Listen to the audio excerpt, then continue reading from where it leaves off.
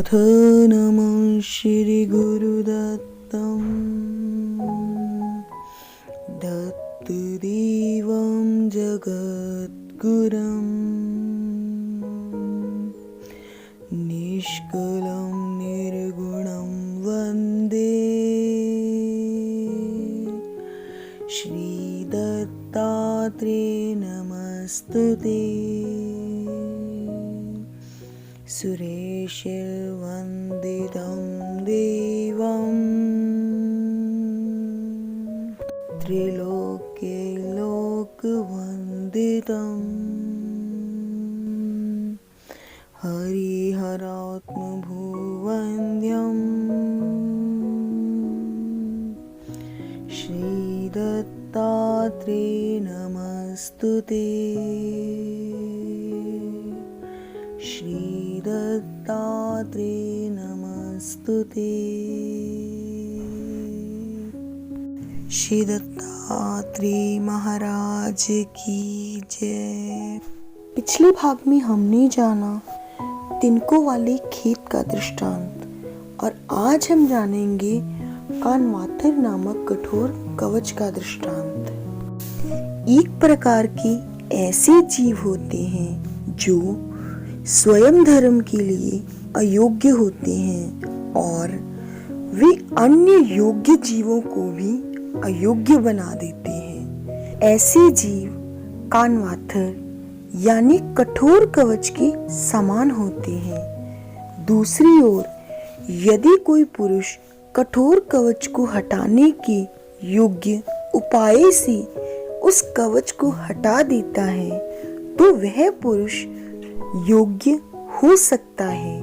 जैसे कानवाथर का दृष्टांत। एक पत्थर के कठोर कवच के भीतर नरम काला पत्थर ढका हुआ होता है।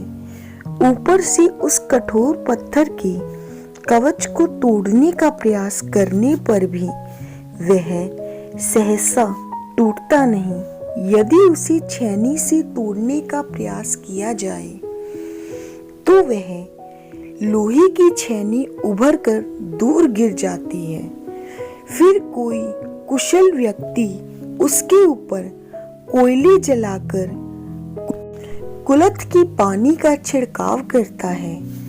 तत्पश्चात उस कठोर पत्थर पर छेनी से चोट करता है जिससे उस पत्थर के ऊपर लगे कठोर कवच के छोटे छोटे टुकड़े इधर उधर बिखर जाते हैं।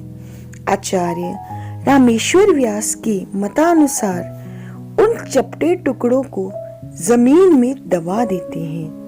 आचार्य परशुराम व्यास के मतानुसार उन टुकड़ों को यदि ऐसे ही इधर उधर फेंक दिया जाए तो उनसे पैर फट जाते हैं। उन पत्थरों से जो घाव हो जाता है उस पर किसी भी औषधि का असर नहीं होता। ऊपर से कठोर कवच के निकल जाने पर अंदर से जो सुंदर नरम काला पत्थर निकलता है उससे अनेक प्रकार के लिंग और मूर्तियां तैयार की जा सकती हैं। उस नरम पत्थर से जो भी बनाना चाहें वह बना सकते हैं। तात्पर्य वैसे ही इस संसार में एक जीव दूसरे जीव के साथ कठोर कवच के समान लगा हुआ है। वह उसे अपने विचारधारा के समान ही चलाता है। उसी प्रकार देवताएं भी जीव के साथ कठोर कवच के समान लगी हुई हैं। देवताएं भी जीव को स्वतंत्र रूप से कार्य नहीं करने देती। ऐसी स्थिति में जो जीव परमेश्वर की अनन्य शरण में जाने का प्रयास करता है तो परमेश्वर उस जीव के कठोर कवच को हटाकर उसकी रक्षा करते हैं। इसलिए प्रत्येक जीव का कर्तव्य है कि उसे किसी भी जीव को कठोर कवच के समान अपने साथ बांधे ना और ना ही स्वयं पर कठोर कवच के समान किसी जीव को लगने देना चाहिए। तात्पर्य है कि कुछ जीव स्वयं तो अयोग्य होते हैं, परंतु अपने सहवास से दूसरे जीवों को भी अयोग्य बना देते हैं। ईश्वर अपनी कृपा से इन अयोग्य जीवों को योग्य बनाकर ज्ञान देते हैं। कलयुग के सभी जीव विश्वराम हैं, तो क्या यह ईश्वर धर्म और ज्ञान के लिए कभी भी योग्य नहीं होंगे? होंगे। उसके लिए ईश्वर की कृपा और जीव के प्रयत्न की आवश्यकता है। यहाँ पर पुरुष भेद बताते हैं। प्रस्तुत दृष्टांत में इन्हीं जीवों को अनाधिकारी कहा गया है।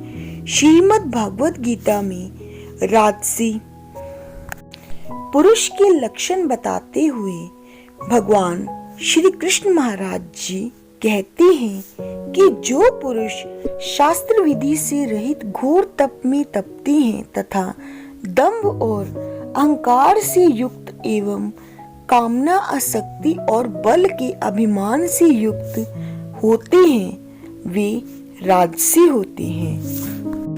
आज के लिए केवल इतना ही। मैं पुनः आपकी सेवा में उपस्थित होंगी अगले भाग में। तब तक के लिए सादर दंडोत प्रणाम।